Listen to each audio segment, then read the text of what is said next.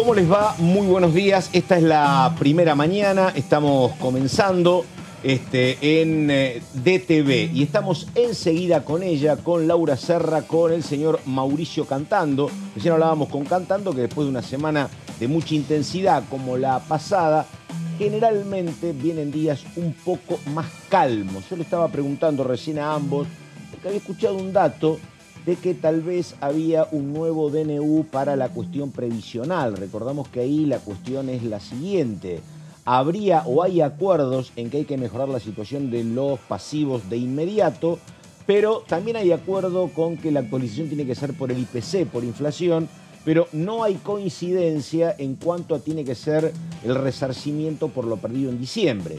Por eso yo consulté, porque la verdad recién venía para acá y escuché que estaba la opción del DNU. A falta de tiempo, el gobierno quiere empezar a solucionar el tema a través del decreto, porque ve que la cuestión, el debate legislativo, estaría otra vez trabado. Pero nada, veremos qué novedades hay. ¿Cómo le va a Serra? ¿Qué dice? Muy buenos días. ¿Qué tal, Pato? A ver, yendo un poco a la cuestión de las jubilaciones, que es a lo que te estás refiriendo, yo creo que no hay todavía información oficial sobre un eventual DNU, pero lo que sí se tiene que resolver por ley es la fórmula de movilidad. Claro. Porque eso es una ley, difícilmente, no sé si se puede arreglar o no por DNU, y si lo hiciese, digamos, tendría un problema acá en el Congreso. Me imagino de lo que se puede estar hablando es algo que sí se estuvo rumoreando mucho en gobierno, que es hacer un sistema diferenciado, un sistema previsional diferenciado para aquellos jubilados o aspirantes a jubilarse sin haber cumplido con los 30 años de aporte. Claro. Ahí hay un tema que el gobierno le ha puesto el foco. Quiere de alguna manera separar a los jubilados que han cumplido con los 30 años de los que se han acogido a las sucesivas moratorias y que no han cumplido con los 30 años. Sí, es un tema, ha hecho hincapié en eso varias veces. Exacto, me parece que por ahí tal vez pueda llegar a venir alguna modificación. Por eso, claro. Esto está en un proyecto de ley presentado por Alejandra Torres, que es la esposa del ex titular del ANSES, Osvaldo Giordano, cordobesa, que plantea, el cordobés Giordano, que plantea esta situación de hacer un diferencial. En realidad, Argentina tiene una pensión universal, porque después de la moratoria se hizo una pensión, entonces quedó superpuesta. La PUAN es el 80%, creo que de una jubilación mínima, y la moratoria, en algunos casos creo que la jubilación mínima, no sé si en algunos casos menos, pero no es muy diferente de una PUAN. Por lo menos diferenciar, creo que esto es más que un tema fiscal, es un tema contable. Porque aparentemente, creo que un día lo hablamos con Esper acá, decía, bueno, en esta situación te figura como un subsidio lo que es subsidio y no te figura como una jubilación plena y se te hace un déficit en la ANSES que tenés que asistir. Perdóname, el tema cuando vos decís contable, que creo que es así, tiene que ver, me parece a mí, con el origen de los fondos, porque el origen de los fondos de la jubilación es la ANSES, que es un sistema solidario, y la PUAN es del fondo que nutre, por ejemplo, los planes sociales. ¿Es así? Claro, el origen es distinto, sí. Claro, sí, exacto. Claro. La PUAN es un subsidio. Un subsidio. Un subsidio es una partida del Tesoro. Que son los mismos fondos donde repartís, por ejemplo, planes sociales. Sí, una vez que estás en el presupuesto todo es fungible, va y viene y puede ir y venir. El tema es que no es directamente del ANSES, que en teoría tiene ingresos, no es un presupuesto con ingresos de activos. En este caso los ingresos de activos se van en pasivos que no hicieron los aportes correspondientes y eso te va a dar siempre un déficit, también te va a dar un déficit, tenés tan poco aumento de activos y tanta prolongación de la expectativa de vida, ¿no? O sea, hay varios problemas. Pero bueno, esta es una de las cuestiones y el tema jubilaciones, el tema movilidad, es la cuestión dentro de lo que trascendió del proyecto de ley bases que más molesta a los diferentes bloques de la oposición. Creo que de lo que es la ley bases, te diría casi lo único que hoy por hoy no sale. El resto hay bastante buena expectativa, porque el presidente Javier Milei tomó varias recomendaciones de los textos que no fueron aprobados en el debate en particular de hace un mes, pero el tema movilidad jubilatoria, que no estaba en el proyecto original de bases de diciembre, es una cuestión que no está saldada. No, el tema movilidad sí estaba incluida en la ley de bases. No estaba incluida, no había fórmula. No había fórmula, efectivamente, pero... Había suspensión de la movilidad vigente, pero no había fórmula. No había fórmula, pero sí estaba previsto como un tema dentro de la ley de bases. Y esta es una cuestión que está empezando a generar mucho ruido en la Cámara de Diputados. ¿Por qué? Ustedes recordarán que la semana pasada hubo una sesión especial frustrada, faltaron apenas 5 o 6 votos para que se alcanzara el quórum, una sesión que fue convocada como para marcarle al oficialismo una hoja de ruta para que prontamente se pueda dictaminar sobre una nueva fórmula de movilidad jubilatoria. Mirá que si podemos, queremos, parece que era el mensaje, ¿no? Digo, quedamos a 3, dijo Pichetto, hagan algo porque si no juntamos 129 mañana. Exactamente, Sí, bueno, sí. se frustró eso, esa sesión especial, no bajaron los radicales, por supuesto no bajó el oficialismo, pero lo que se logró es que se convocara a la Comisión de Previsión y Previsión Social. Sí, Previsión Social. Exactamente. Previsión y Seguridad Social, creo que. Sí. Ahí está. Sí. Esa comisión se reunió justamente el miércoles pasado, El jueves.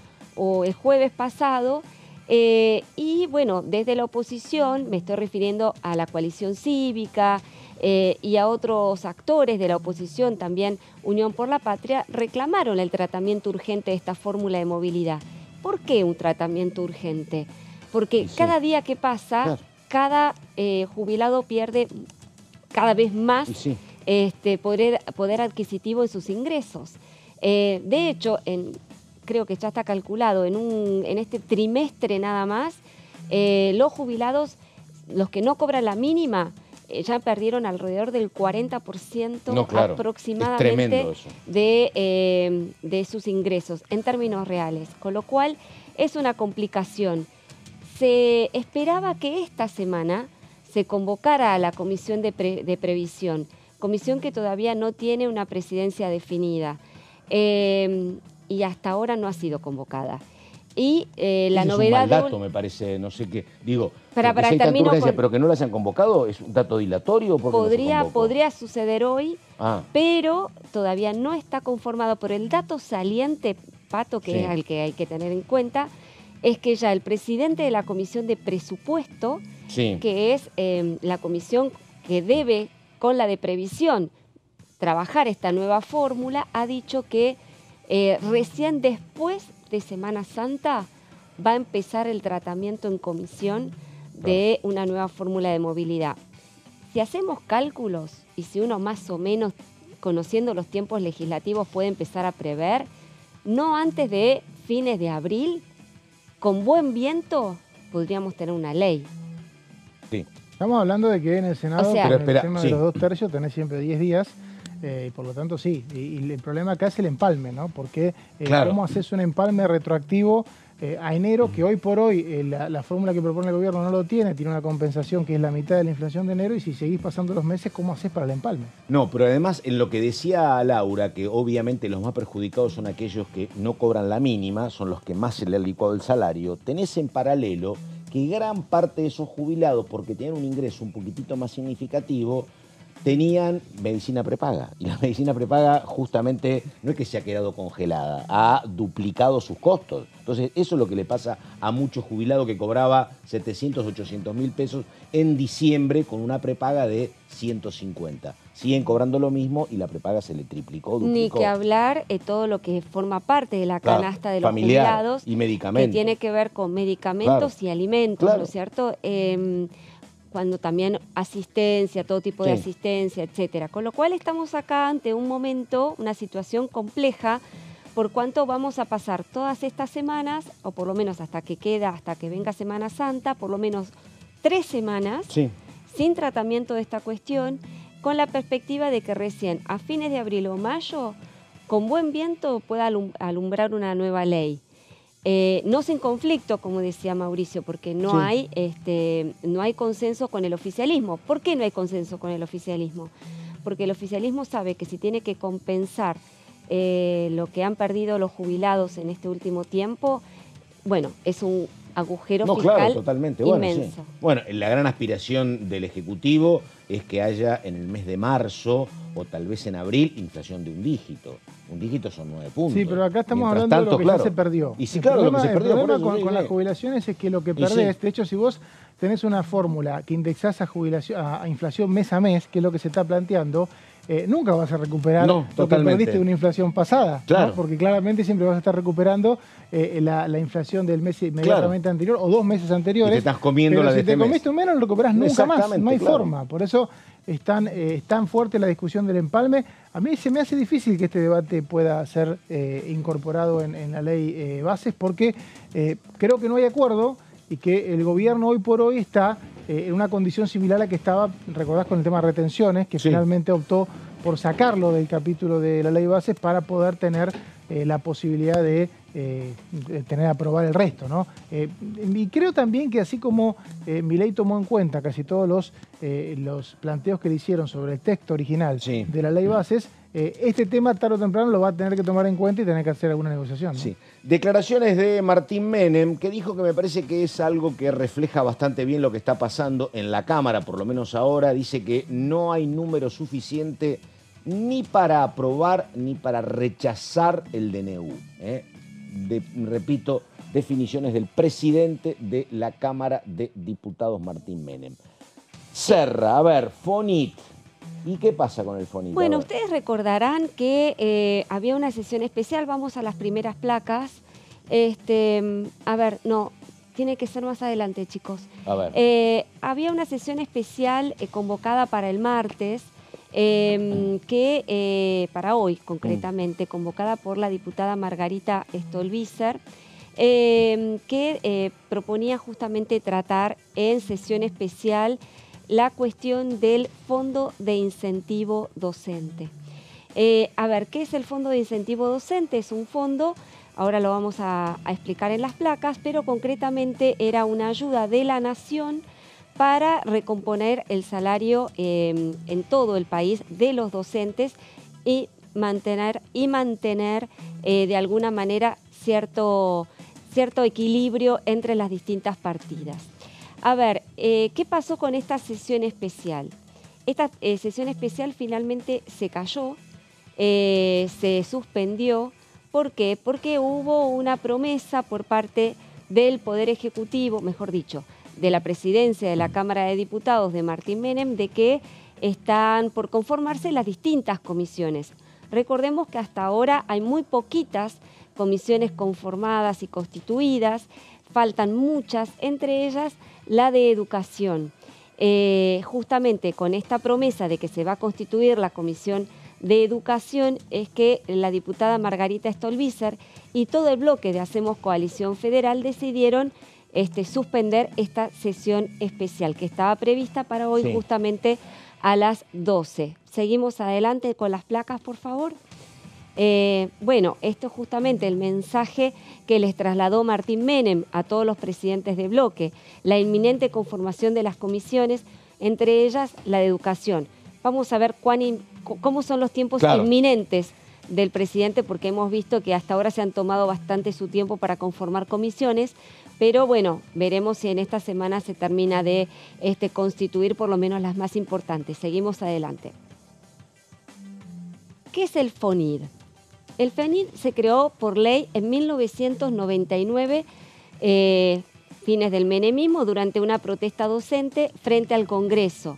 Tenía una vigencia de 5 años y este fondo se nutría a partir de la recaudación de un impuesto anual que se le cobraba a los titulares de autos y de motos de alta gama, como así también embarcaciones y aeronaves. Con este impuesto entonces se creaba este fondo que se repartía en todo el país para justamente reforzar el salario docente. Vamos para adelante. A ver, es lo que decíamos justamente. Este fondo tenía un objetivo, el mejoramiento salarial de todos los docentes del país. Fue prorrogado, digamos, tenía una vigencia el FONID por la ley de 5 años. Cuando culminó ese plazo, lo que fue sucediendo es que se fue prorrogando en su vigencia y la última prórroga fue hasta el 1 de enero del año pasado. Hasta el 1 de diciembre, no, perdón, creo que era el 31 de diciembre, ahí me equivoqué yo. El 31 de diciembre del año pasado, con lo cual a partir del 1 de enero justamente ya quedó sin vigencia. Seguimos.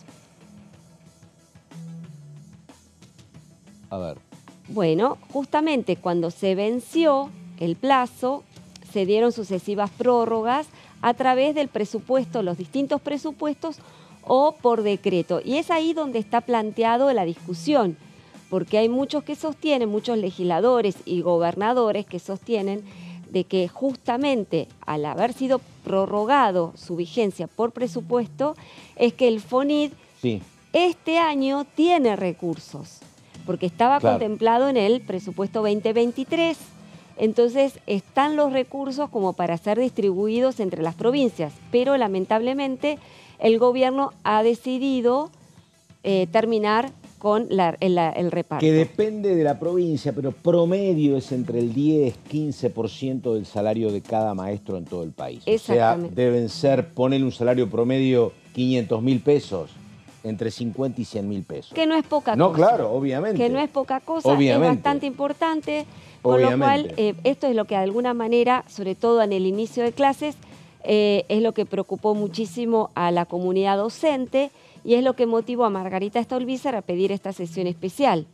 Bueno, vamos para adelante con las placas entonces. El gobierno de Javier Milei ha decidido no renovarlo. Sin embargo, como decíamos, el presupuesto 2023 ya tenía contemplada una partida que orillaba aproximadamente entre los 31.000 millones, un poquito más, para este año, para 2024. Entonces, ¿qué es lo que va a pasar? Bueno, ahí está un poco la cuestión, esta discusión del FONID que todavía no termina por resolverse, por cuanto hay una disputa entre el gobierno nacional y las provincias para que se reparta ese fondo. De hecho, hay presentaciones judiciales y por ahora el gobierno mantiene pisada la caja.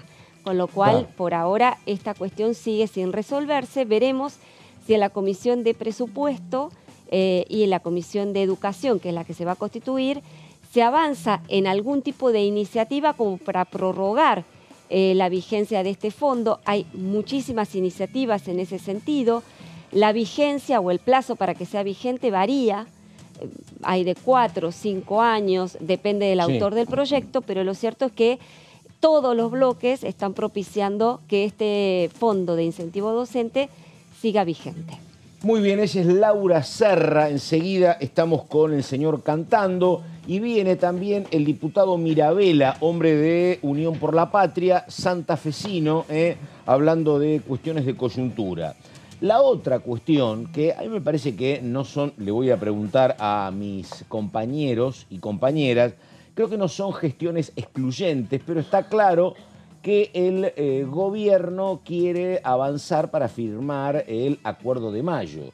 La consulta es, ayer hubo reuniones con el bloque de Pichetto, antes hubo reuniones con el radicalismo y con el PRO, y mientras tanto sigue la agenda que transita y camina el ministro Francos. El gobierno se aboca a hablar con gobernadores y con diputados, gestiones paralelas son para apuntar a tratar de lograr las leyes que le impidan llegar de la mejor manera al Acuerdo de Mayo, ¿es así? Sí, y están intercambiando borradores, que creo que es el dato de época, ¿no? Que algún referente opositor me decía que impensado en otro momento, porque cuando había por ahí diálogo mejor o peor con otras gestiones, es muy difícil que un ejecutivo te mande un borrador para que vos lo corrijas y en base a eso se pueda llegar a ir avanzando en una preaprobación. En este caso se está haciendo un trabajo que se hizo durante todo el verano, después de enviarse el proyecto bases, en la negociación en comisión se hacía un ida y vuelta de borradores y lo que se debatió la semana pasada en la Casa Rosada, con una reunión que también terminó ayer por el bloque de Hacemos Coalición Federal,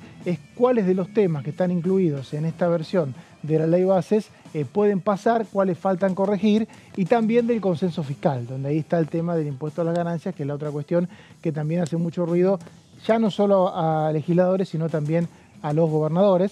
En este caso, me parece que son las dos cuestiones que se están negociando en este momento fuerte en la Casa Rosada para que los proyectos después lleguen con cierto acuerdo, ¿no? Pregunta, sí, grosso modo, porque no tengo el detalle fino. Cuando vos hablas con el bloque de Pichetto, con Hacemos, que tengo presente, donde hay 4 cordobeses, 2 santafesinos del socialismo, hay bonaerenses, ¿hay en ese bloque hay alguna dependencia? Córdoba sí, pero hoy, además de los cordobeses, están los de Puyaro, también los socialistas. ¿Hay alguna dependencia con los gobernadores? No, tenés 3 ahí. tenés, bueno, Córdoba con 5 representantes, después tenés a Entre Ríos con un representante, con Rogelio Frigerio, y después tenés Chubut, que también tiene un representante, el gobernador Ignacio Torres. Ignacio Torres tiene a Jorge Ávila y Rogelio Frigerio, si mal no recuerdo, a Morcho, ¿no? El diputado de Entre Ríos.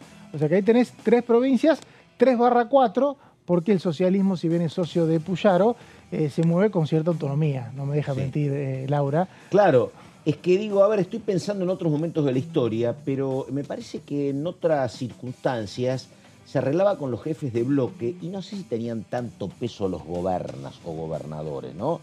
Ahora es no solo tengo que arreglar con los jefes de bloque, sino con los gobernadores para que se me sienten, ¿no?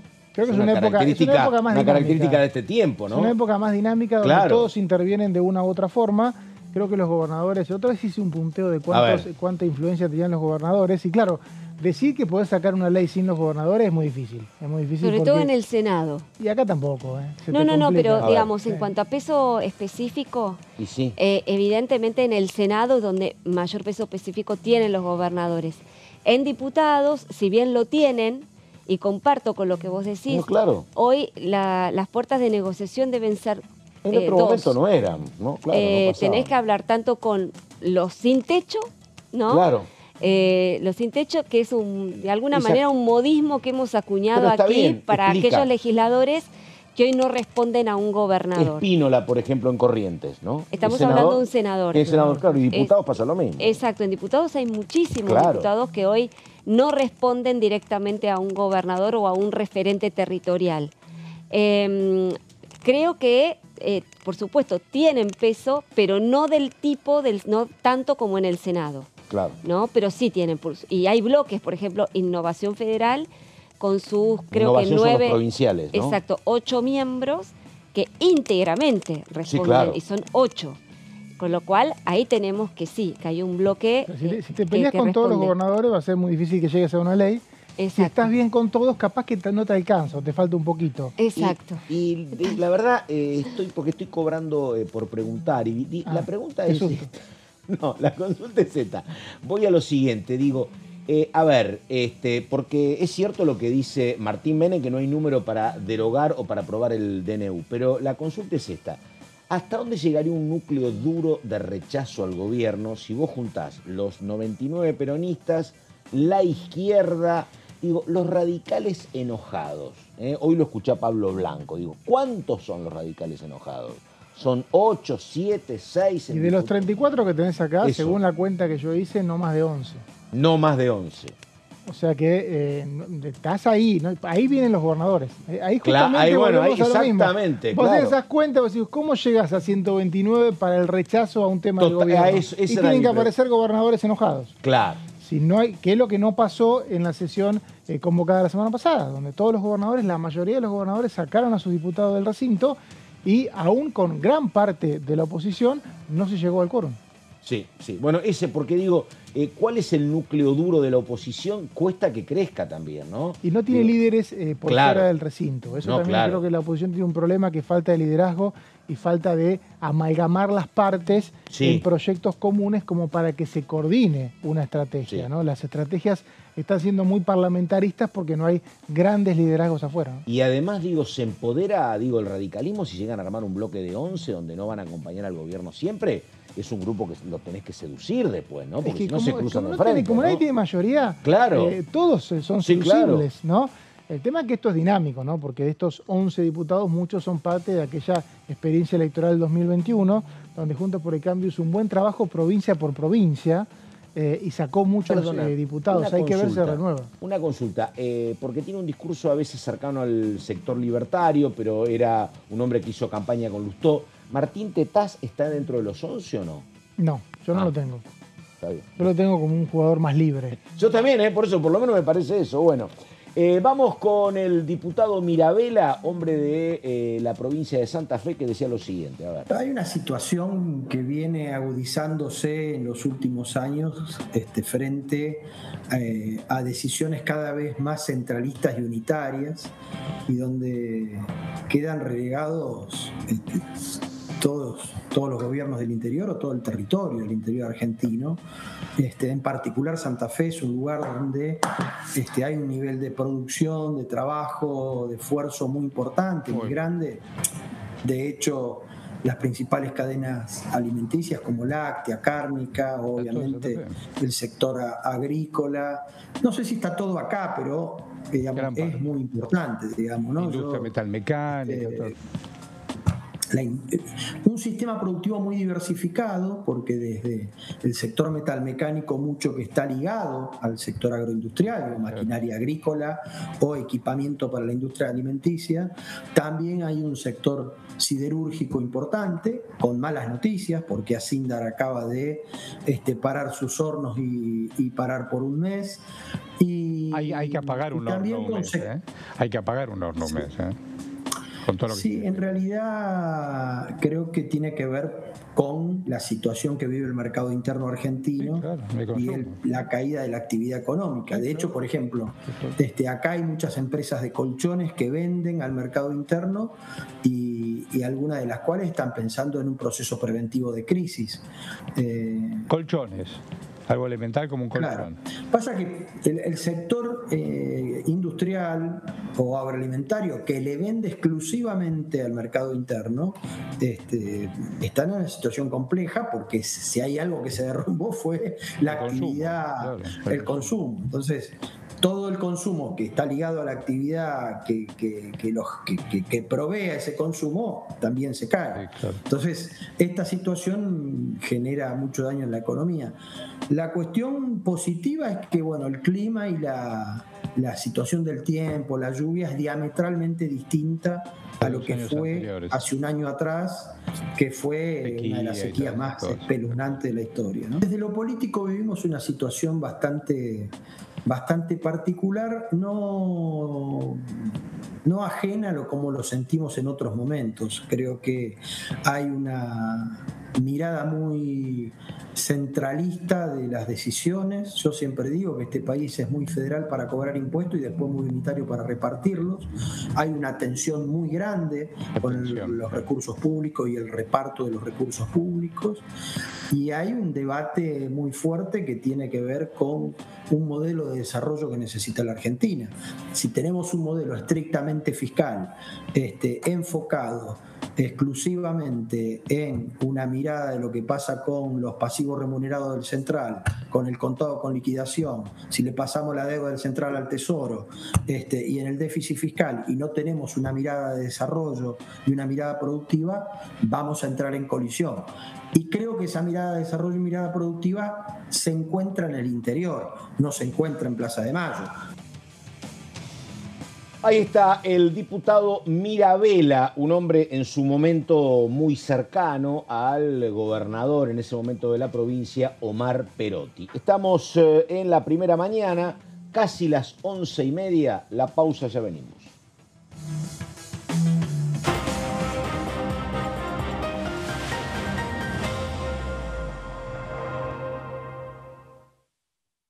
Dengue, Zika y chikungunya. Presta atención a estos síntomas.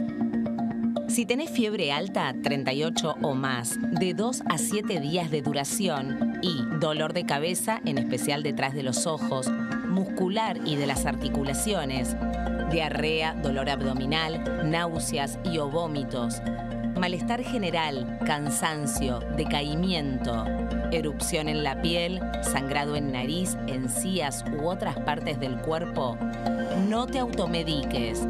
Toma mucho líquido, usa repelente y acércate a un centro de salud.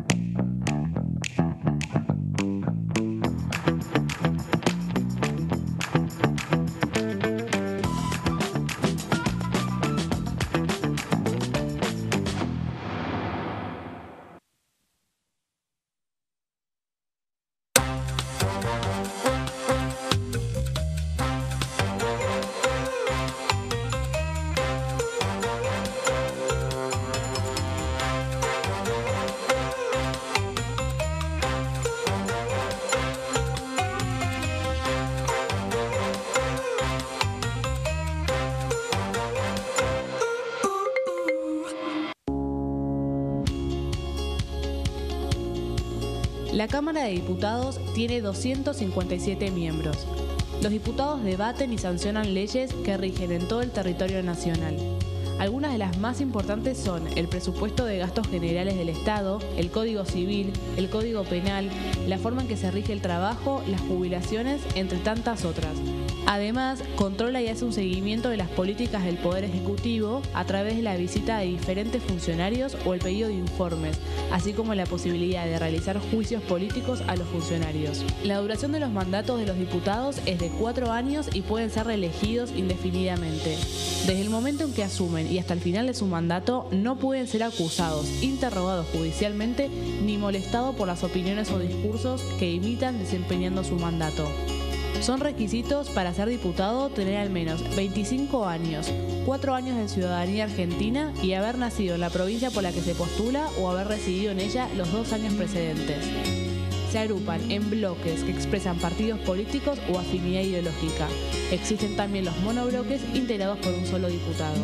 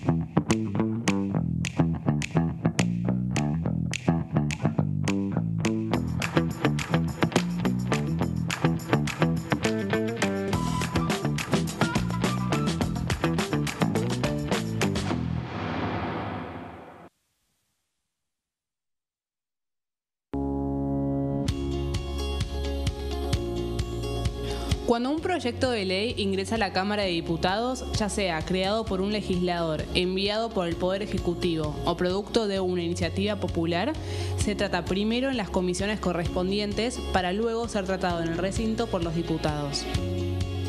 Las comisiones son el ámbito de análisis y debate sobre los proyectos de ley conformadas por legisladores de distintos bloques. Hay 23 comisiones especiales que tratan temas específicos como el atentado de la AMIA y 45 permanentes que tratan temas vigentes como educación y salud. Un diputado puede formar parte de varias comisiones. Cada comisión se compone de un presidente, un vicepresidente y de 3 a 5 secretarios. La duración de los miembros de las comisiones permanentes y especiales es de 2 años. Para que la comisión funcione debe tener quórum, es decir, un mínimo de 15 y un máximo de 31 a 49 diputados. Las autoridades son elegidas por los propios integrantes de las comisiones, que a su vez son elegidos bajo consenso por sus propios bloques. Para que un proyecto sea tratado en el recinto, debe contar con el apoyo de la mayoría de los integrantes de esa comisión. Al finalizar una reunión de comisión, se dictamina sobre la pertinencia de tratar el proyecto en el recinto. El dictamen propone una resolución o decisión sobre una o varias iniciativas o proposiciones.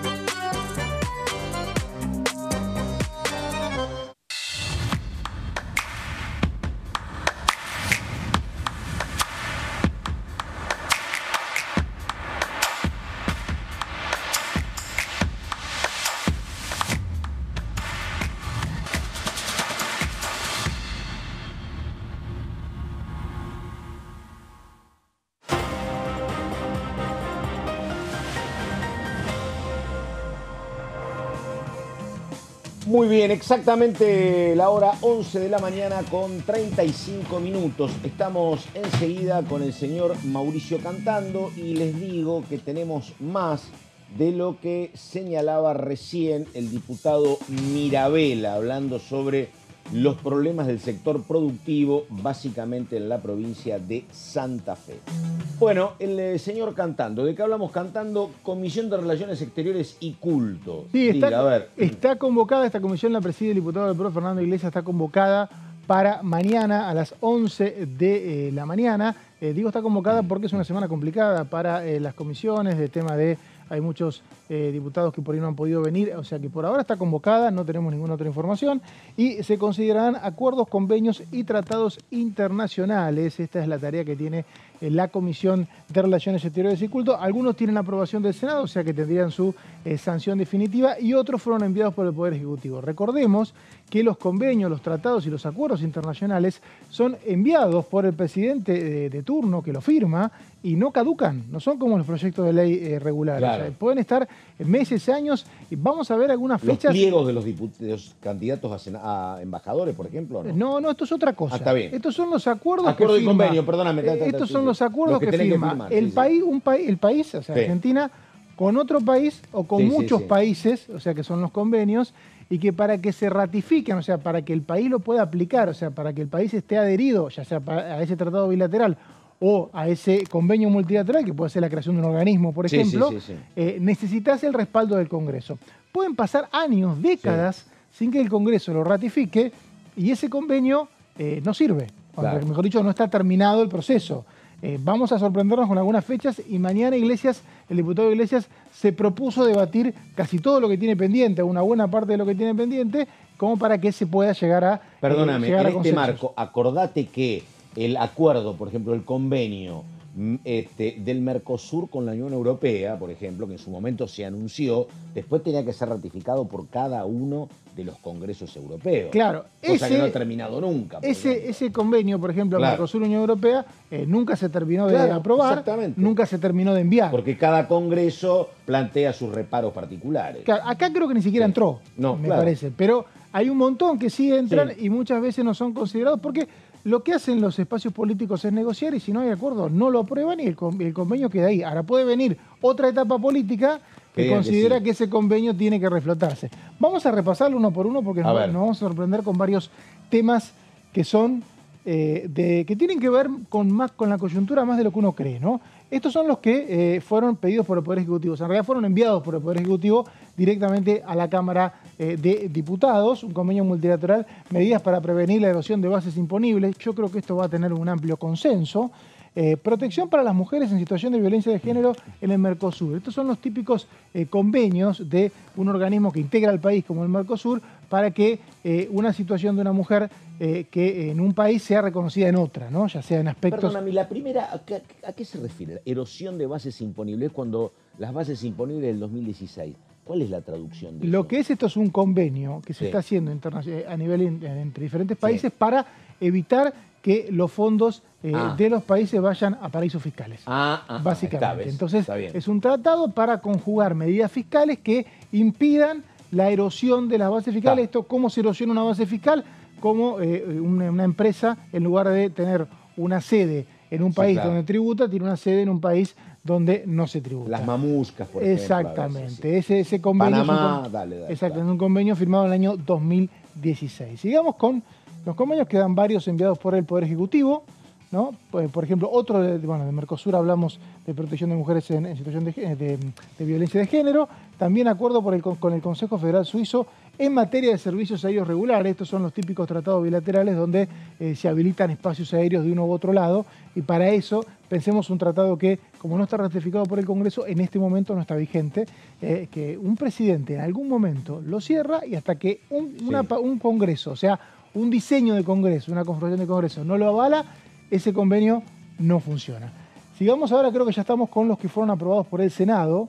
Nos queda uno nomás. Tratado con Serbia, traslado de personas condenadas y cooperación en el cumplimiento de sentencias penales. Esto es un convenio bilateral para que las personas condenadas de uno u otro país, cuando tenés una persona condenada en un país, en el otro tenga claro, reciprocidad. En este caso no es un tratado de extradición, que hay varios, sino un tratado de traslado de personas, o sea, que las puedas llevar de un país a otro. Creo que ahora sí tenemos la lista de los que fueron aprobados por el Senado, Y si la Cámara de Diputados los ratifica, estos convenios, acuerdos o tratados directamente pasan a aplicarse. O sea, Argentina queda con este compromiso asumido. En algún momento, vamos a ver las fechas y nos vamos a sorprender, por un gobierno. Por ejemplo, acuerdo de cooperación técnica con la República de Filipinas, esto es en 2011.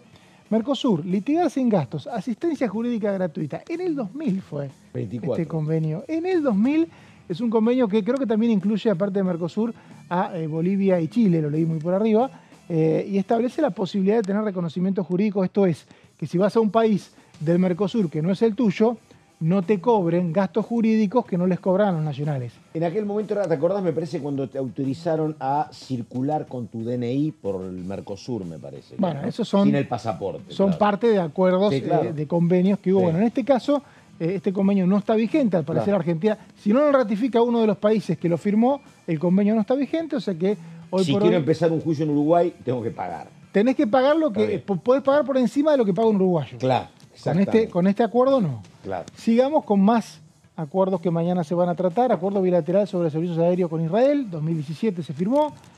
Convenio constitutivo del Fondo Común para los Productos Básicos. Ahí vemos un convenio constitutivo, o sea, es un organismo que se crea en el sistema internacional y al que Argentina adhiere, año 2015, todavía no fue tratado. Muchas veces esto es o negligencia o falta de acuerdo, nunca sabés.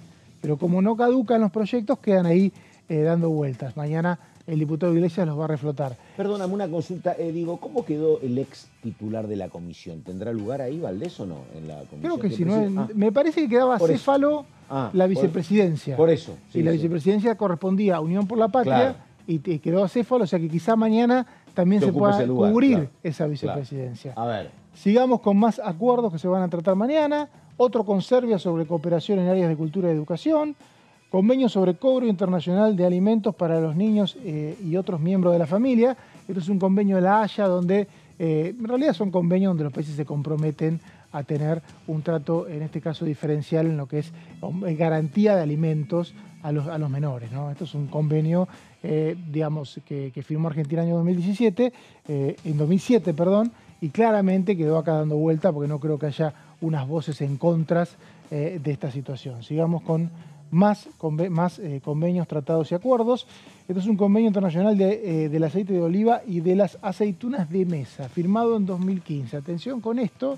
A ver, atención con esto. Porque por qué hay que prestar atención. No, sí, porque parece, obviamente, para una mirada en venia, dirían, sí, los riojanos o los mendocinos, que son, claro, los favorecidos. Los productores, exactamente, que exportan este producto.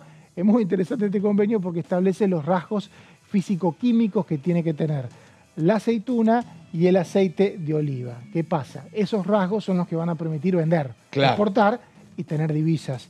Por eso es tan importante este convenio.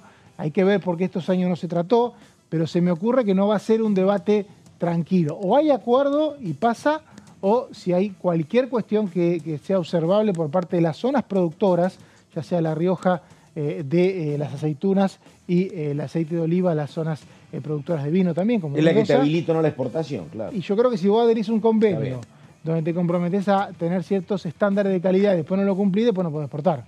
Ahí la gran exportadora es España, ¿no? De aceite de oliva. Sí, exactamente, claro, pero Argentina, sí, obviamente tiene su caudal, sí, claro. Este convenio hay que ver cómo se sienten representados los productores de la zona. Y este es clave, de Rumania, la verdad. Tratado de extradición, claro, hay varios. Y esto tiene que ver con... tratado de extradición es básicamente que vos tenés una causa abierta y te pueden ir a buscar en otro país. Esa causa, digamos, en el otro país te extraditan y te llevan a tu país. Pero no por todos los delitos. Los tratados habitualmente tienen, en su artículo 2, enumeran los delitos por los cuales se puede extraditar a una persona. Argentina tiene algunos tratados de extradición y después otros no. Por eso a veces aparece alguien acusado acá de un montón de cosas en algún país sin que nadie le llame la atención. Y con Brasil tenemos un tratado de extradición bastante acotado. Ahí ya viene, porque hay, vamos a la placa siguiente, hay uno nuevo firmado, claro, con Brasil y también va a ser considerado. Vamos a lo que queda de estos acuerdos que se van a tratar mañana. Vamos a la placa siguiente. Está el tratado de extradición con Brasil. Sigamos, por favor. Justamente, el tratado de extradición con la República Federativa de Brasil se firmó en 2019. Claramente, no sé si es ampliatorio de uno o no había, pero hay uno firmado y está mañana en el temario, y convenio de cooperación en responsabilidad parental y protección de los niños. Este fue firmado en el año 96 en La Haya. ¿Por qué no se trató? Y bueno, debe haber quedado perdido. Alguien lo reclamó. Sí, esto pasa mucho. Uno ve a veces los embajadores, los referentes de las casas diplomáticas que están en el país, que vienen y piden, mirá que quedó mi convenio, si se puede tratar, hacen... Porque a veces cuando hay disputa en los padres por la tenencia de los hijos, que estén o no estos tratados sancionados, cobra mucha relevancia e importancia. Totalmente, Pato. Han discutido justamente que el padre quería vivir con el hijo en Estados Unidos, la madre quería venir a la Argentina, que estén o no estos convenios son clave para resolver la cuestión judicial. Yo creo que lo que decís es clave, porque estos convenios pueden ser considerados como parte de la justicia, que como fueron ratificados por el Congreso, una vez que estos convenios se aplican, todo el marco jurídico argentino debe adaptarse a este convenio. Por lo tanto, puede ser leído por un juez o no, puede ser leído por un juez y considerado. Cuando no está, no tiene herramientas el juez. Cuando el acuerdo no está, no hay herramientas. Es una herramienta más. Claro. Es una herramienta, pero importante, porque Argentina está obligado a cumplirlo. Entonces, si Argentina está obligado a cumplirlo, el juez no puede decir que no se cumple. O sea, que lo puede tomar un juez o lo puede tomar una parte. Hay muchos fallos en donde se citan tratados internacionales ratificados por este Congreso. Sigamos con los otros convenios. Convenio de cooperación en defensa con Italia, 2016. Vemos a Macri teniendo una relación muy cercana. Un año en Italia creo que tuvo 3, 4 presidentes, no sé, pero cambiaba bastante. Estaba muy agitado, recuerdo, porque había reuniones en la Casa Rosada donde había invitados y siempre venía un presidente y cambiaba. Pero bueno, se firmó antes de Meloni era eso. Exactamente, se firmó el convenio de cooperación en defensa y en 2019 otro tratado de extradición con la República Checa. Fue muy activa la gestión de Fori en este tipo de tratado de extradición.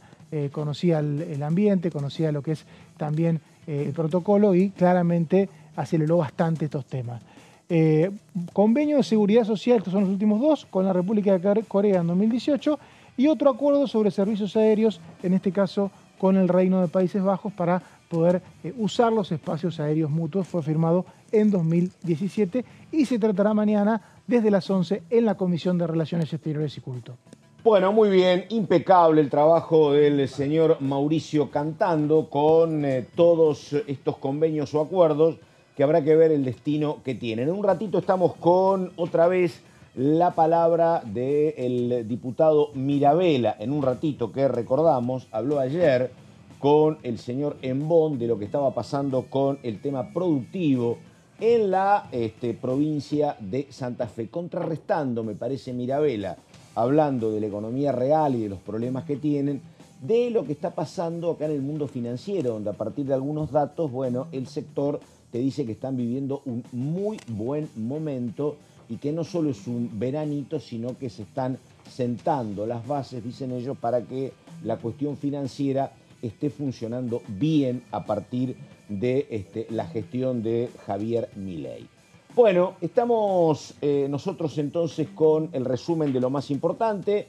Repito, viene un tape enseguida porque recordamos que más o menos la síntesis de lo que está aconteciendo es que se ha postergado la sesión donde se iba a tratar el FONIT, esta reunión que estaba anunciando Cantando, y recordamos también que habrá que ver lo que sucede con el tema previsional, donde lo que explicaba Laura es que tal vez se está pensando en, una es la situación de aquellos aportantes con 25, 30, 35 años, y otra es la situación de aquellos que estaban buscando el cobijo de alguna moratoria. Pero bueno, este es el escenario.